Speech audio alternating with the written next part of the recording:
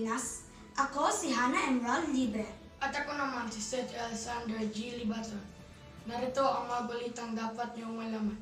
Ngayong araw ng Lunes, 27 ng Agosto.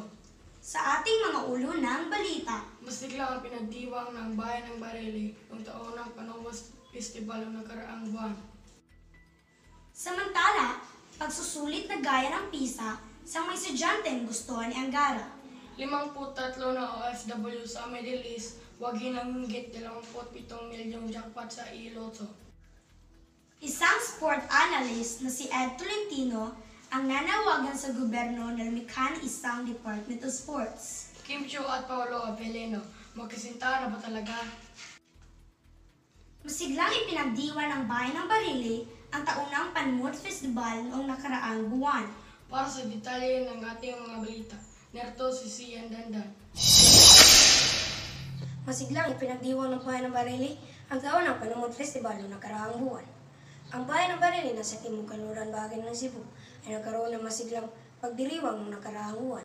Walong grupo mula sa 42 barangay ng bayan na naglaban-laban sa street dancing competition na natatampok sa mayamang pamana ng agrikultura ng Barili. Nagsimula ang buwan with Tausudan bandang alas 8 ng gabi kung saan pinakita ng mga kalahok ang kanilang mga talento at pamalikhain sa isang kamangha-manghang pagtatanghal. Maraming bisita ang dumalo sa kaganapan, kabilang na si Cebu Governor Binolin Garcia. Ang Panumod Festival ay nagmula sa salitang ugat na tumod. Ito ay pinagdiriwang bilang parangal sa patron ng bayan, si Santa Ana. Ako si Sian Gabriel L. Dandan. Balita Mukbang. Maraming salamat, Sian. Sa iba pang balita, pagsusulit na gaya ng PISA sa mga estudyanteng gusto ni Angara. Narito si Sophia Pukoy para sa karagdagang detalye. Salamat, Yael.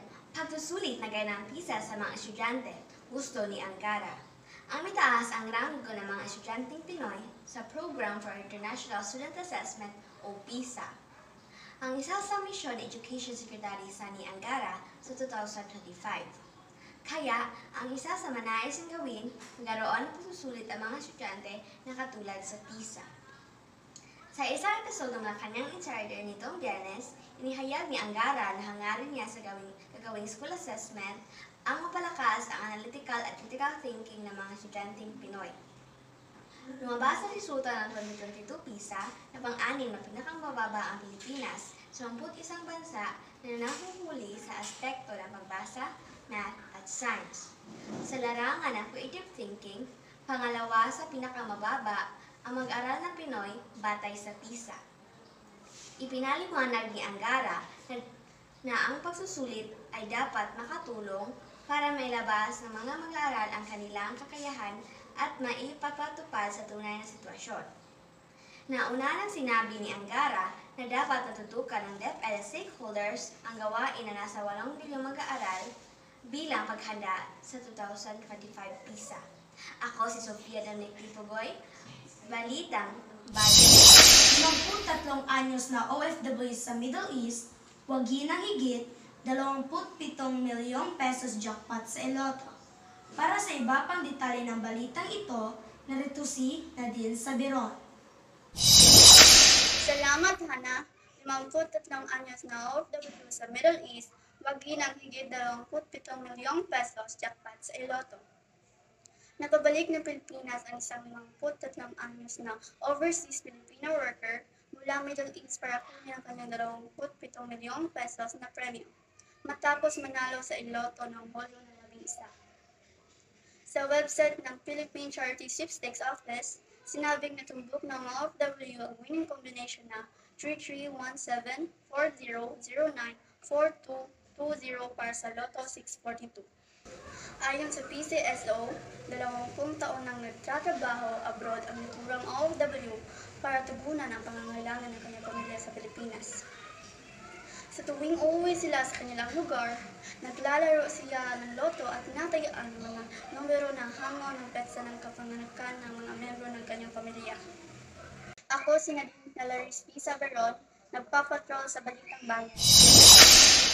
Maraming salamat, Nadine. Dumako naman tayo sa balitang pampalakasan. Isang sports analyst na si Ed Tolentino ang nanawagan sa gobyerno na lumikha ng isang Department of Sports. Para sa iba pang detaling ito, narito si Sphinx Castillo. Salamat, Hana.